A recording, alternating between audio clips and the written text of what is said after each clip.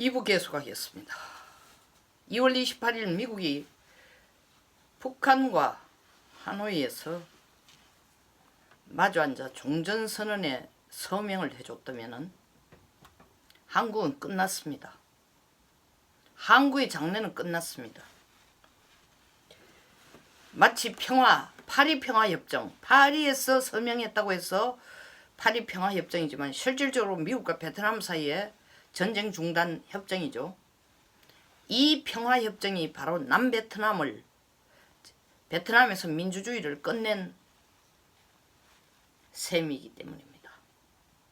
실제로 이 평화협정 때문에 베트남이 공산주의 국가가 된 겁니다. 미국이 하노이를 선택한 것과 북한이 하노이를 선택한 것에는 치밀한 정치적, 군사적, 경제적 계산이 있습니다. 이미 다 지나간 회담을 가지고 무슨 하노이가 그렇게 중요하나? 아주 중요합니다. 어쩌면 김정은은 하노이에서 트럼프를 만나서 종전선언 서명을 받기 위해서 이때까지 핵개발을 해왔는지도 모릅니다. 이 하노이에서 김정은이 트럼프로부터 종전선언 서명을 받는 것은 이때까지 북한이 추진해오던 반제국주의죠. 반미국주의죠. 핵 대결전에 최후 승리에 서명을 받는 것 같습니다. 아니면 최후 승리에 허락서를 받는 것 같습니다. 무슨 뜻이냐? 미국이 하노이를 선택한 건 처음부터 미국은 하노이를 선택한 게 아니고 다낭을 선택했습니다. 다낭은 미국에게 굉장히 중요한 의미가 있습니다. 베트남전에서 졌지만 어쨌든 승천하는 기운을 가지고 북베트남을 남베트남 병사들과 함께 때릴 때 미국이 가지고 있던 최대의 공군기지가 다낭에 있었습니다. 승전을 기대하면서 또아리를 털었고 활약했던 장소가 다낭입니다. 다시 말하면 베트남을 미국이 이제 통치할 수 있고 통제할 수 있는 확신을 가지고 자리에 앉았던 게 다낭입니다. 뿐만 아니라 다낭은 베트남이 프랑스 식민지일 동안 나폴레옹 3세가 제일 먼저 베트남을 식민지화하면서 찾아가서 실질적으로 진출한 지역이 다낭입니다. 그래서 베트남으로 보면은 이 다낭이라는 지역은 굉장히 치욕적인 지역입니다. 나폴레옹이 프랑스에게 당하고 미국에게 당한 곳이란 것이죠. 똑같은 평행 이론이 북한에 적용이 된 겁니다. 김정은에게도 다낭 재수없는 곳이야. 미제한테 밝히는 곳이야. 하노이를 하자. 그것이 북한의 생각이었기 때문에 마지막 순간까지 하노이를 고집한 겁니다. 그때 국내 언론들은 하노이에 북한 대사관이 있으니까 훨씬 더 연락이 쉽고 그렇게 표피적인 이유로 하노이가 아닙니다. 엄청난 김정은의 계산이 들어가 있는 거죠. 그 자리에서 김정은이 노리는 건 뭐냐? 결국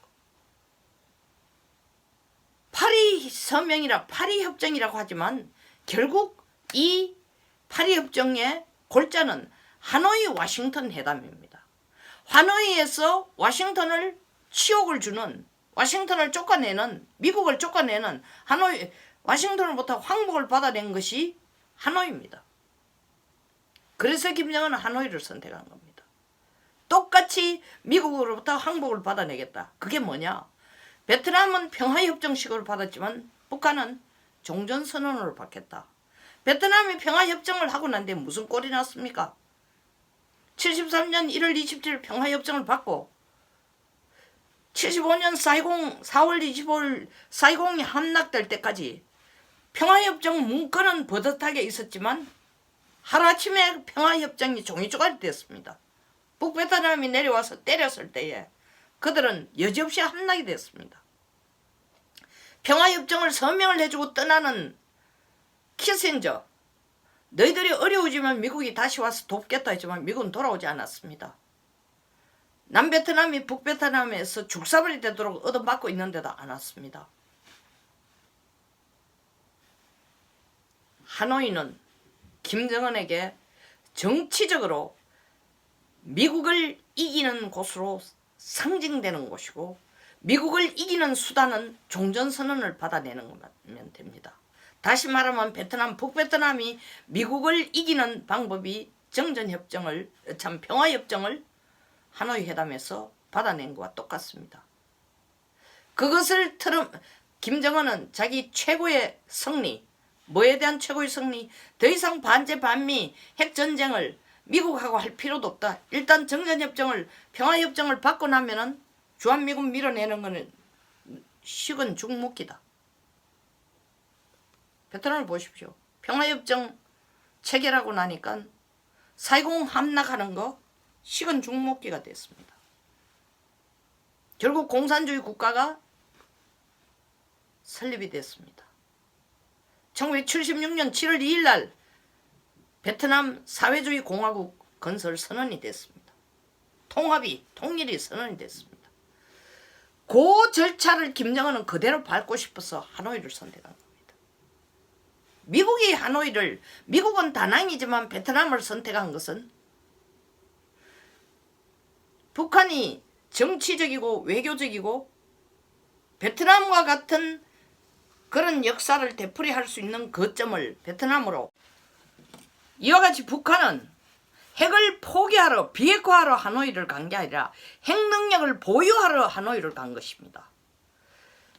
미국으로부터 종전선언의 서명을 받기만 하면은 마치 미국으로부터 평화협정을 받아내는 순간 북베트남은 남베트남을 마음대로 공략할 수 있다라는 근거를 가진 것처럼, 왜? 평화협정 체결하고 미국은 물러갔으니까. 그 종이 쪼가리는 협정이라는, 평화협정이라는 것은 하나의 종이 쪼가리에 불과했으니까 똑같이 김정은 머릿속에도 종전선언만 받아내면은 주한미군을 철수시킬 수 있는 명분이 있을 뿐만 아니라 남쪽을 공산화시킬 수 있는 방법까지 다 열린다. 길이 열린다. 근데 내가 왜 핵을 포기해?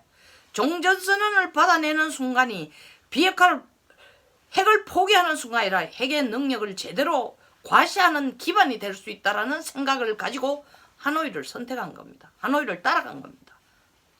하노이에서 회담을 기꺼이 받아들인 겁니다. 그리고 아주 기대에 찼었습니다. 이와 같이 북한은 하노이를 정치적, 군사적, 외교적 장소로 선택을 한 겁니다. 미국이 말한 것처럼 북한 머릿속에 경제적인 하노이 모델은 아주 저 뒤쪽 있기는 있었겠지만 순서상을 제일 꼴찌입니다.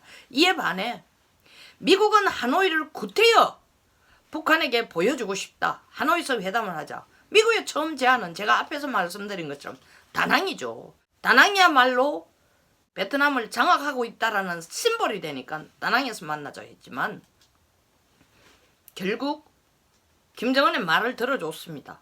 김정은이 하노이를 선택한 것은 다낭에서 베트남이 당한, 북베트남이 당한 그 어떤 수치라든가 이런 걸 북한도 되풀이하지 않고 싶다라는 의도도 있지만 그보다 더 큰 의미는 결국 베트남과 미국의 협상이 하노이와 워싱턴 사이에서 이루어진 것처럼 바로 하노이가 김정은은 평양이라고 생각한 것입니다. 그리고 그 평양에서 미국을 굴복시킬 종전선언을 받아내자고 생각한 것입니다. 이에 반해서 미국은 북한에게 얼마나 베트남이 잘 사는가, 76년 이후 사회주의 국가가 됐지만 결국 미국에게 손을 벌리고 지금 미국과 손을 잡으면서 얼마나 이게 경제적으로 번창해가고 있는 나라인가, 그리고 개방 계획을 하고 있는 나라인가를 보여주고 싶었기 때문에 처음 다낭을 고집했지만 하노이라도 괜찮다고 받아들인 겁니다. 북한이 하노이를 하자고 하니까 어떤 일간지나 분석가들이 거기가 북한의 대사관이 있으니까 그렇게 표피적인 이유가 아닙니다. 치밀한 계산을 한 그보다 훨씬 더 깊은 전략적인 외교적인 계산을 김정은이 하고 있었기 때문에 하노이를 찍은 겁니다. 미국은 미국의 계산은 하노이의 발전된 경제 성장의 모습을 김정은에게 보여주면 김정은도 그와 같이 하노이처럼 되고 싶다, 베트남처럼 되고 싶다는 생각을 갖고 결국 미국이 유도하는 개방개혁으로 갈 것이다 라는 이 계산을 하고 하노이를 청한 겁니다. 계산의 깊이로 치면은 김정은이 훨씬 더 위인 거죠. 그리고 미국은 이런 경제성장, 베트남의 경제성장의 모습을 보여주면은 개방개혁을 통해서 성공하고 있는 모습을 보여주면 김정은은 결국 핵무기가 무용지물이 된다는 거, 아무 의미가 없다는 걸 깨달을 것이다. 시간이 걸릴지 몰라도 그 메시지를 정확하게 전달하기 위해서 하노이에서 만나자고 한 겁니다. 그런데 김정은의 계산은 헬 노, 말도 안 되는 소리 하지 마라.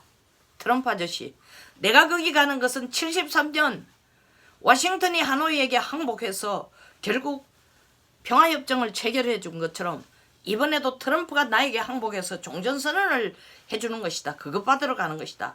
지금부터 핵 포기는 없다. 지금부터 아니라 과거에도 없었고 지금도 없고 앞으로도 없을 것이다. 우리는 핵 능력을 더 강화시킬 것이다. 증거가 있죠. 회담하는 그날 또 원자로를 돌리는 걸 중단하지 않았습니다. 고농축 우라늄 시설 돌리는 걸 중단하지 않았다는 증거들이 있지 않습니까? 하노이야말로 정말 김정은이 한반도 전체에서 남북한을 자기 마음대로 쥐고 흔들 수 있는 기반이 된다. 어떻게? 트럼프로부터 종이 조각 하나만 받아내면 돼. 뭐가 들어있는?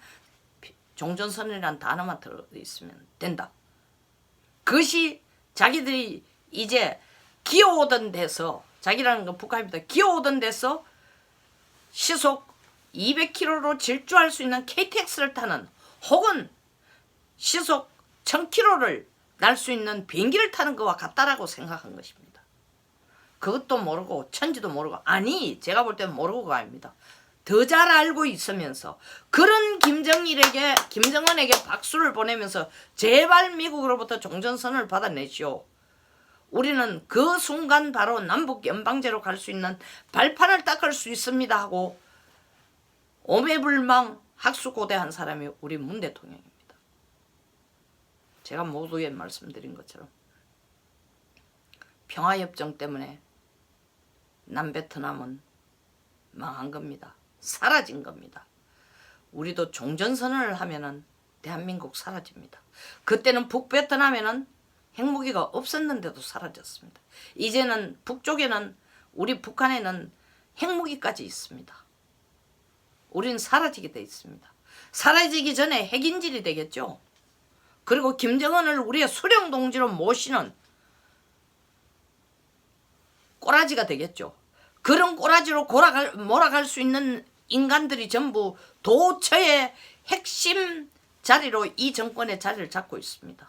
청와대 밖에서 주사파를, 어마어마한 주사파라는 자체를 민주화 운동하는 시절이었다고 미화까지 하면서 어깨에 견장을 달고 국민들에게 온갖 위협을 다하고 있습니다. 행정 부분, 사법, 김경수 잡아넣었다고, 김경수 유죄라고 했다고 그 판사를 기밀 누설죄로, 법원의 기밀 누설죄로 누더기같이 제목을 갖다 얹어가지고 기소를 한 겁니다. 이 나라가 넘어지기만을 기다리고 있는 자유민주주의 체제, 자유시장 경제의 뿌리라도 남지 않고 흔적도 없어지기를 기다리고 있는 이 집권 여당들, 그리고 권력의 핵심들, 김정은이 종전선언을 해주면 얼마나 좋겠어요. 트럼프가 종전선언에 서명을 해주면 얼마나 좋겠어요. 그러니까 목이 빠지도록 기다리고 있었던 겁니다. 여러분, 미국도 어리석어요. 베트남이 미국에게 손을 내민 거, 92년부터 93년부터 손을 내밀고 95년에 수교를 한 것은 베트남이 미국을 존경했어도 사랑했수도 아닙니다. 물론 베트남 여론조사에는 뭐 작년에 미국이 제일 좋다라는, 최고로 좋아하는 나라, 국민의 91%가 미국이 최고로 했지만 동시에 제일 싫은 나라가 중국이라는 여론이 84%. 그것이 말해줍니다. 그게 현실을, 그것이 진짜 이유를 말해줍니다. 미국을 끌어들여 짱배기에서, 머리 위에서 베트남을 괴롭히고 있는 중국을 견제하고 싶은 게 베트남 생각이에요. 그래서 미국과 손을 잡는 겁니다. 베트남은 그런 계산이라도 있습니다. 우리는 북한과 손을 잡으면 누가 우리를 보호해 주죠? 중국이? 노예나 되지 마세요. 미세먼지 어떻게 공동대책 마련하자. 중국도 일정 책임이 있다 하게. 정언해놔, 정언해놔. 떠드는 게 중국이에요. 물론 그 접근하는 우리의 외교술의 미숙함이라는 건 말할 필요도 없지만, 그게 정말 우리 정부가 믿을 수 있는 파트너로서의 중국인지 모릅니다. 근데 이 정부는 죽으라고 중국이 좋고 미국은 밉다는 식으로 태도를 취하고 있습니다. 왜?